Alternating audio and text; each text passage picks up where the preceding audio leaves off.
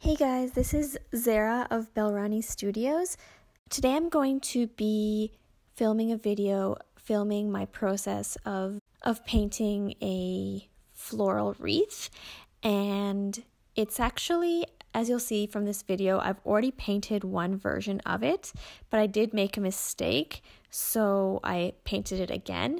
It is going to be actually a floral wreath. It's kind of like a floral crown, and I've put some eyes and some Coachella stars next to it, but really I'm going to be concentrating on the filming of the actual flowers because you can use those for anything. I used the exact same flowers for a card for my aunt who recently got married, and you can use it to put as a banner. You can put your name under it. You can make it into more of a wreath. There's a lot of different ways you can use florals. It's really just about the techniques, combining flowers together and adding some leaves to make it look visually appealing, but you can kind of combine them in various ways. I've just done the base color of the different flowers. As you'll see, the middle flower is slightly lighter pink, and the other flowers are a little bit more vibrant pink. I think I added a bit of red to them. I paint the different petals in layers. In the reference photo, you can see that it kind of looks like there are different layers of the petals, and the way that I did that was really just by painting new petals on top of the existing petals and darkening the parts of the petal where the overlap is most prominent, so then it kind of has two layers of the flower peeking through. That's why it would look darker. For the roses, I started by painting the base color and then darkening the inside, so that would be what would be the different petals, kind of all closed up like a little bud. I really liked this color combination. It's very soft, it's very romantic, and I really liked that. Unfortunately, in the original one that I painted, I don't know if you can really see it because I covered it with white gouache, but I was trying to put ears as well on the painting, but I accidentally didn't center them, so it looked like one ear was way too much to the side and the other one was like more centered, and it didn't work. So I just decided, instead of I did originally try to fix it by using the gouache, but it wasn't dark enough, so I just decided to start from scratch. And what was good was that I was able to film it because originally the reference photo that I was using was on my phone, so I couldn't film and use my reference photo at the same time. But then because I already had a reference photo, then I was able to put it there, and you can see what the reference photo was supposed to look like when I paint. So when I'm doing the leaves, again, I'm using a very similar technique in that I'm doing the base coat, and then I just wanted the bottom or the edge of the flower closest to the stem to be darker, so I went over it with another layer of this browny, gray, purpley kind of color, and then eventually I'll go over it again to put the actual stem. And I apologize that my hair is going to be in the video a lot, because that I just feel like I need to get really close up to the painting to be able to see what I'm doing. That will kind of show you really my true technique, is I like to be up close and personal with the painting. Yeah, my friend had actually asked me to do this for her, so I'm actually making it for a friend. And I had made a different one. She saw it on my Instagram, which is at Belrani Studios, I believe, or at Belrani Studios, something like that, if you want to follow me on Instagram. But she had seen it and she said, "Oh, can you make me something?" So I said, sure, why not?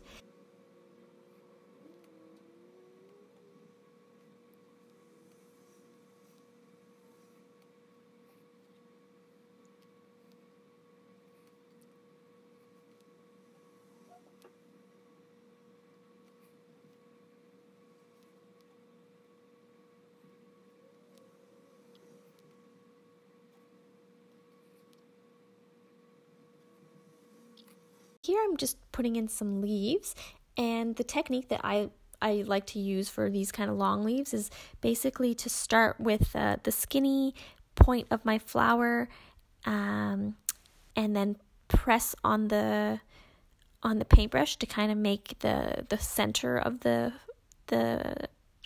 leaf, and then take off the pressure again so that it tapers off again at the end. And I'm also adding some other types of leaves. I wanted to add a lot of variety of leaves because I wanted to just give it some more interest. And I'm using this technique. It's wet on wet technique for the inside of the flowers or inside of these leaves. It was fairly dry, so it didn't spread too much, but the original leaf was still a little bit wet. So then when I added the second drop of color, it spread a tiny bit. I sometimes find that I have my wet on wet, it's too wet, and my color bleeds a lot further than I want it to. So I think this time I kind of erred on the other side where I let it get a bit drier. Again, you'll see the technique that I'm using for the purple stems, which is to vary the pressure that I put on my brush to kind of make it thick, skinny, which is makes a nice slender leaf. And I've also seen people do the same thing, but they kind of do two of these leaves next to each other to make more of a fat leaf, like a more round shaped leaf. But I like these skinny leaves. I try and use them when I can. So as you can see, when I'm painting, I'm moving around a lot because I have to let certain sections dry before I can work on them again. So I kind of move from one part to the other. So as you'll see, I'm working on some of the stems on the left, and then I move on to some of the flowers on the right, and then the stems on the right, and then coming back to the flowers again when things are dry. It took me a while to get used to doing it like this because I used to be very focused on the aspect of the painting that I was working on, but I found that with watercolors you can't really do that, so you kind of have to always be paying attention to what is ready to be worked on your painting, so that when something is dry you're able to work on that, or if you need to make use of wet on wet technique, you have to do that quickly enough so that it's still wet. Again, I go over the flower, and the last time I went over the middle flower, you could see that I was concentrating on those areas where there was two petals overlapping with each other to make those a little bit darker, just to give it some more depth to the painting.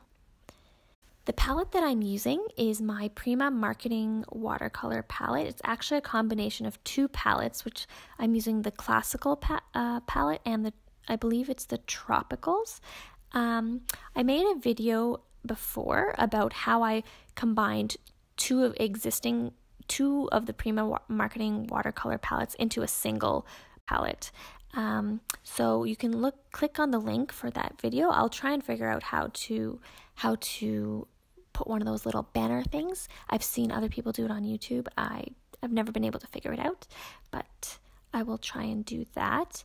But I really like this palette because it has about 18 colors that are all super, super vibrant. I know that these might not be the best quality paints, but I really like them because of the variety of colors that they have. I do plan to buy more of the artist grade watercolor paints, but right now I only have 6, and I think that 12 would be a good number for me so that I can have a bit more variety and have a bit more options when it comes to mixing colors.